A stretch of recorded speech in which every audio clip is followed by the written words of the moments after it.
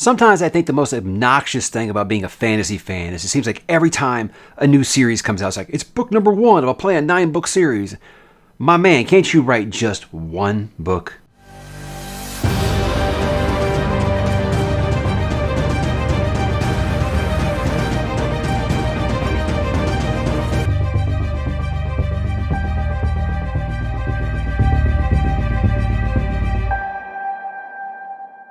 Hey, what's up, bookworms? Mike back to talk a little 2023. And today we'll be taking a look at some of these standalone books that I like to kind of throw in between these big, long, epic fantasy series, because I think everyone needs to cleanse the palate now and again. And when you are a fantasy reader, that does tend to be the case. So instead of using another series, like I used to use Dresden Files as my palate cleanser, I decided I wanted to kind of switch over a couple years ago to start to do some of these like standalone books, and that gives me an opportunity to check out some genres that step outside of just fantasy and things like that. So today I've got a handful that I'm going to look at, and these aren't in any particular order. These aren't anything I have for sure on the schedule or not. These are some that if I have the time and I have the wherewithal and the want to, I'm going to kind of fit these in 2023 against all these long series that I do have planned of starting next year, which will be another video we get into here very, very soon. Now, I do say up front, guys, there are a couple you might feel like I'm cheating on. And what I mean by that is they might not be an actual standalone. They might be a book, and that is what is considered a series now. But I'm going to cheat a little bit because it's either one, books that I never ever plan to read the companion pieces to or whatever, or it was books that, in my opinion, were always planned to be a standalone, and then the author said, hey, I got a lot of success, I'm going to keep building off of this. So again, don't shoot me if that is something that really, really bothers you, but I'll explain why as we go along. Now, I've got this broken into 5 categories here: drama, westerns, fantasy, thrillers, science fiction, and horror. That's 6, actually. Math is awesome, guys. So 6 categories. I forgot I had one thriller in there. But let's begin with dramas, guys, because drama is something I don't do a ton on the channel. I usually stick to fantasy, sci-fi, horror. This gives me the opportunity, like I said, to kind of branch out a little bit. And these are mostly going off of recommendations. We need to talk about Kevin by Lionel Shriver. Now, I believe that this one is, and again, guys, I know very little about these because I don't try to look them up because I don't want spoilers. So I basically go off of the dust jacket. This is basically like a parent coping with being their kid being a mass shooter at a school. So it's the parent dealing with that. And that sounds like it's going to be tough to read. And, as a horror fan, I think I enjoy stuff that's tough to read. That one might be really, really hard. But this is one that comes highly recommended by many of you are on the channel, and that's why I do have it on here. And I know that some of these books, guys, are going to be stuff that some people think either one that's out of my wheelhouse, which is fine. I like to step out of my comfort zone once in a while, or some things that some people might think is highly controversial. I never care, guys, if a book is highly controversial. I mean, just go read the comments in my Harry Potter videos. I'm fine with books being controversial. That doesn't bother me. That's never going to stop me from reading something. So if this is one I know that does have a lot of heightened opinions about it, as I read on some of the Goodreads reviews, that doesn't going to stop me from trying to read something. And like I said, lots of people that I trust have said great things about this book. Next up, probably my most recommended standalone on this list, and it just kind of came out of nowhere on my Discord server. It seemed like everyone was reading Frederick Backman. So A Man Called Ove. Is it Ove? What I say Ove. I'm not really sure. But this is one that everyone has said they think, with how much I love like Stephen King character work, that they think that I would like it quite a bit. Believe it does deal with a very grumpy old widow, basically learning how to be a human again towards other people, after a spouse passes away. So again, I don't know how accurate that is. It's really hard to understand. Like the back cover said that he likes to point at people, and I'm like, okay. But this is kind of what I was able to dredge up on my own that the story is actually about. But again, Backman, just an author that people just carry on about. So I'm going to see what all of the rage is about. One of my patrons, Chris, thank you, sir, he did send me the book. So I make sure that I make that a priority to do in 2023. One of my favorite authors of all time is Ray Bradbury, and one of the books of his I've never read is Dandelion Wine. Now, I know that's part of the Greentown books, which is the same place that Something Wicked This Way comes in. But again, they stand on their own, so I count it here. Don't know a ton about it, except it is considered an essential coming-of-age story in 1920s, small-town America. That's always going to be something I'm interested in reading. One, to see what was childhood like back in the 20s? That's got to be interesting. Not our 20s, their 20s, the 1920s. But anytime it's coming of age, obviously I'm interested. And of course, if you've got, The Magician, that is Ray Bradbury, I'm definitely going to be interested. And that's one that I've actually feel dumb for putting off this long, because it is one of his most talked about books. And instead of reading, Fahrenheit 451 3 times, Something Wicked 2 times, what the Martian Chronicles, reading that 2 times, maybe I should go ahead and start reading some Bradbury I haven't read before. And that's the one that I decided to go with. And lastly, for drama, guys. Now, this one's kind of more of a historical fiction kind of drama. This is The Right Stuff by Tom Wolfe. This basically is a book that kind of chronicles the first 15 years of the NASA program here in the United States. And, it's a dramatic retelling of a lot of events.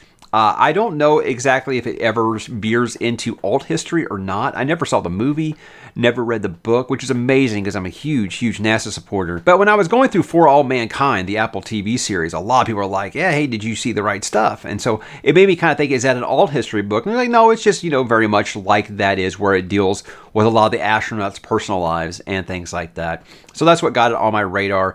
I mean, it had been there before, a long time ago, and it just kind of just fell out of my memory.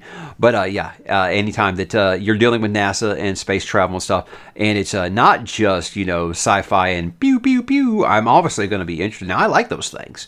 But sometimes I'm like, yeah, I'd like to know some realistic things about some of these real-life heroes that I do have, and that should be a lot of fun. How about some Westerns, guys? Now, that's something that I've never really done, because I've tried, I can't even think about what the heck it was called. There's a couple of Westerns I tried reading before. Man, it was so dull. It just was not for me. It's weird because I love Western movies. I think Western movies are just fantastic, and I can't get enough of them. But on the page, for whatever reason, unless you count like The Dark Tower, which most people don't, I'm not really into it. But I said this year I'm going to make it a point to read Lonesome Dove by Larry McMurtry. Now, this is one of the biggest ones where I know it is a 4-book series, but like I said, I always consider Lonesome Dove like its own beast. I know it has had things added onto it, but again, I know it sounds like a cheat, but for me, this is the only one that I plan to read, guys. This is most often cited as the greatest book ever written by a lot of people. A lot of people I respect say this is their favorite book. I think Brian Lee Durfee says this is the greatest book ever. So I want to give it another try, or not really another try, a try. I never have given it a try. Just meaning I want to give more Westerns a try. But I want to start with, what is considered the best, because I think that might actually open the door for me to try other Westerns. But with this one, guys, it's supposed to be like one of the best character development books there is. And I would say I'm a big character guy. I do love the miniseries, Lonesome Dove. I did watch the miniseries like about a year plus ago, and I loved it. So I'm very interested to see how much the miniseries did stick to the book. I've heard it's a pretty good adaptation, but obviously the book's going to be a little more brutal, because I always say the best grimdark, guys, is to go back to the Old West in America. That's some serious grimdark. So I'm excited to see how the story goes with Gus and the boys, because I am very, very excited to do that. Going to be reading that actually with my wife next year. She has a first edition of Lonesome Dove that was from her grandfather, which she would not let me have. So I had to actually get a paperback, but it's still, we're going to read that together. It's going to be a lot of fun, and I'm excited to finally do it. Now, the next one might be a little bit of a cheat, because I think it's more what you would call a Western horror, but I'm trying not to do the mashup of subgenres here, whatever. I'm talking about Little Heaven by Nick Cutter. And I know that it is about like 1960s New Mexico. There's some mercenaries that are hired to help find a missing boy in some kind of commune or something like that. So it's very, very fringe Western, but I didn't want Lonesome Dove being, a little too lonesome here by itself. So I wanted to make sure I put another one on here. I love The Troop, so I was wanting to give Nick Cutter another try, and I heard enough things about The Deep to think, I don't know if that sounds like I'm going to like it. So I said, why don't I go with Little Heaven and see how that works? So there we go, guys. Now, I do have a couple of fantasy ones on here, even though it does seem like fantasy is like the standalone of fantasy is like a unicorn. There's not very many of them. Some of the best ones, like Warbreaker by Brandon Sanderson. Now he's talking about writing a sequel, so it won't be a standalone anymore. But with these, there are a couple that I wanted to get into. I've never read George R.R. Martin outside of A Song of Ice and Fire. I've never really tried, because I always feel like whenever I do that with an author where I really, really love one thing they write, like look what I just did with Joe Abercrombie, and I stepped outside of First Law and I was like, you know? So I was afraid to do this, but Fever Dream is the one that a lot of people tell me is just really, really great. 1850s, dealing with vampires, Southern Gothic. Sounds very Anne Ricey. It sounds really, really awesome. I can imagine George writing some really killer Anne Rice. So, yeah, I definitely wanted to do this for a while now, and I'm going to make it a point to do it next year because I don't think I'm going to be getting anything else new from George for a while, and I'm about done with history books from that world. So how about I step into a different world with George and see if his writing is just as excellent there as it is in Westeros. And then probably the biggest request that I get anytime I do a standalone video is, where's GGK? That's always the question I get. With Guy Gavriel K, I just had no idea where to start, man. He's got so many books, but there's so many people that I talk to who are like, yeah, I like this series and this series, but Guy Gavriel K is the greatest writer there is. I mean, a ton of people. Like I talked to Nicholas Eames, he's the author of Kings of the Wild, and he just cannot stop talking about Guy Gavriel K. My guy Jake Bishop can't stop talking about Guy Gavriel K. So I said, why not? I'll go ahead and give it a try. Now, this one was close. I was leaning between Tigana and Lions of Al Rassam. Is that how you say it? Al Rassan or Rasan? I don't remember which one it is. But the more research I did on it, I did think it sounded like Tigana was going to be a little bit more fantasy, whereas the Lions one kind of sounded like it was a little more historical fiction. I obviously am going to lean towards fantasy because there's so few standalone fantasy books. Now, if I recall correctly, GGK, all of his stuff is like the same universe or the same world even, but every one of the books kind of stand on their own except for like one continuing series that he has. I mean, I might be wrong on that. Again, I don't know a lot about it. I don't even know what Tigana's about. I just know when I read about the two of them, I said, like the synopsis for each one, I said, Tigana sounds a little more fantasy, and I think that's what I'm kind of leaning towards. So that's why I picked that one. So I hope you guys are happy that always really, really beg me to read GGK, because that's where I'm going to start. How about some thrillers, guys? I only got one of them on here, but if you've been following the channel at all, you know I have fell in love with the works of Blake Crouch. Feel like he is the heir apparent to Michael Crichton, my second favorite author of all time. So obviously I wanted to try some more of his stuff. I kind of been working my way backwards. Started with Dark Matter, then I did Recursion, then I went backwards to Wayward Pines, then I did Abandon, then I did his new release that just came out, Upgrade. So this one I said I'm going to go back to Run. Run would be the next standalone of his that I haven't done yet. So that's going to be the one. Almost sounds kind of like The Purge, except it's not like legal. You guys don't know The Purge is like they make it legal in the country, but for 24 hours, murder is legal.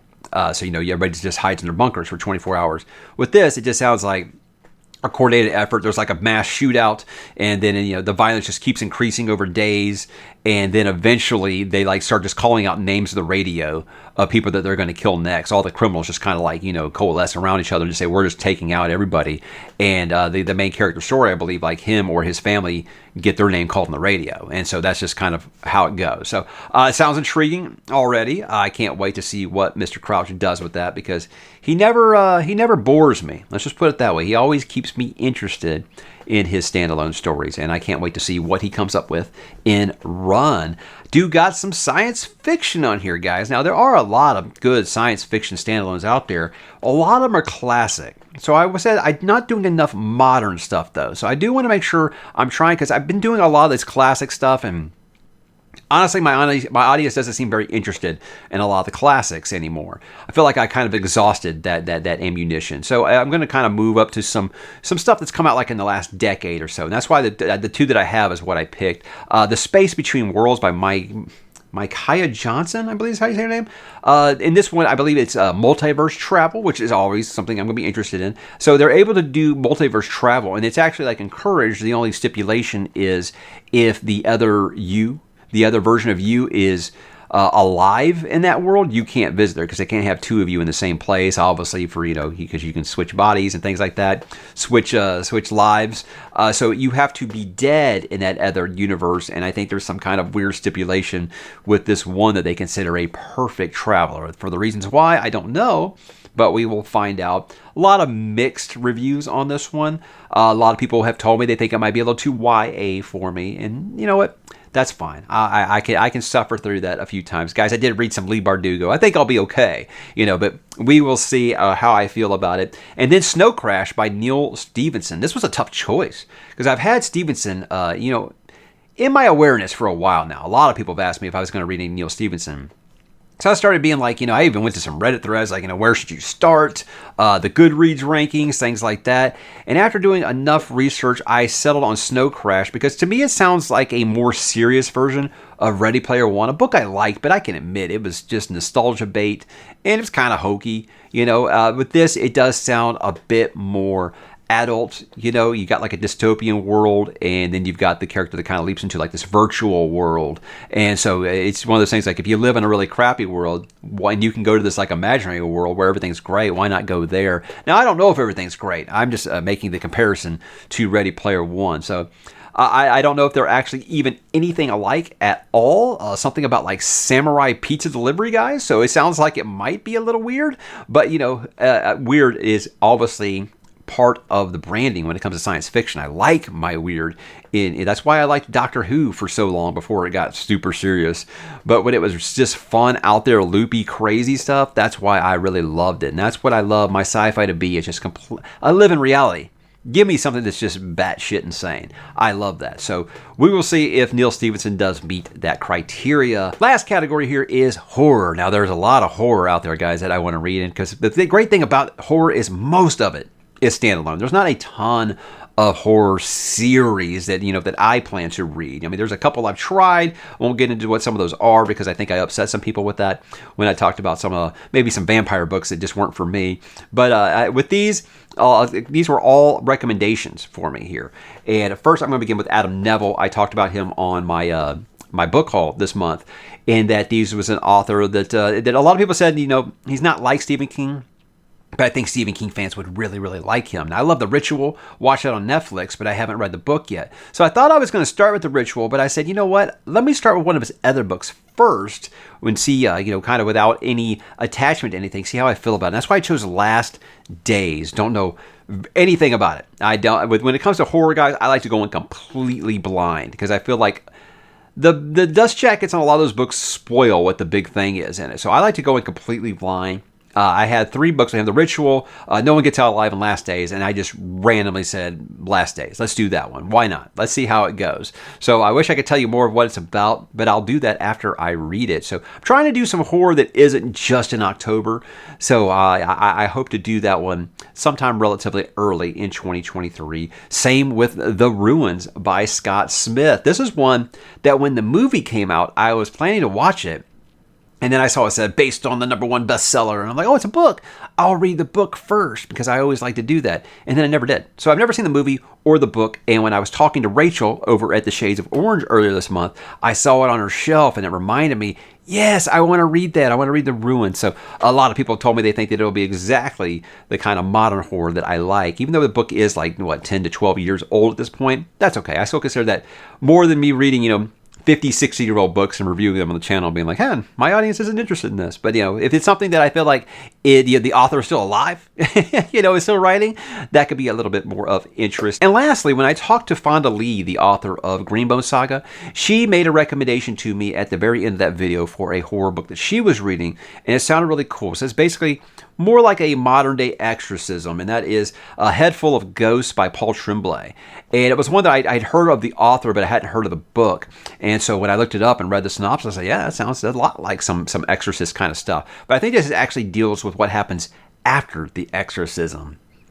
Did it work? Did everything come out okay? Was life ever the same? That's an interesting concept to me because I've never read the Exorcist sequels. I just read The Exorcist this year, but I was always like, I don't know. I feel like that would just kind of be anticlimactic. But I am interested to see what Tremblay does with it based off of her recommendation and something that she thought that I would like. So exciting times ahead, guys. I can put more sci-fi on the list, read some horror outside of October, maybe dip into some dramas and some westerns for, just stepping out of my comfort zone. These are exciting things for me. So I hope to get to all of these sometime in 2023 and maybe beyond. We will see. But guys, are there any standalones that you guys are interested in reading next year? Why don't you drop in the comments, let me know. Do you have any opinions on any of these? You want to read along with me on any of them?